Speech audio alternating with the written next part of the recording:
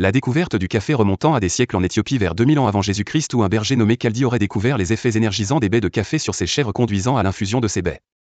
Vers le XIe siècle le café s'est répandu de l'Éthiopie à l'Arabie puis à travers le monde musulman où il a été appelé « vin de l'islam », car le vin était interdit.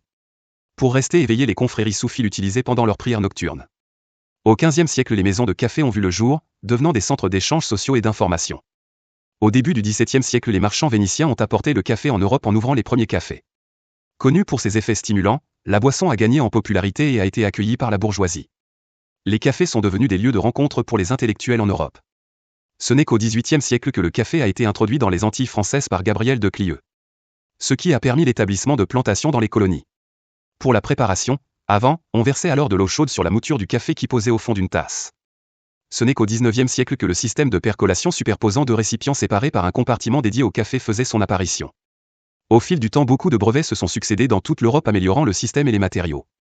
En 1908 Melita Benz invente le filtre et remporte un vif succès. En 1948, l'Italien Achille Gaggia invente la percolation sous haute pression et la machine à expresso voit le jour apportant une nouvelle saveur du café. Aujourd'hui, le café est l'une des boissons les plus consommées au monde, avec une production concentrée dans les régions tropicales, notamment le Brésil.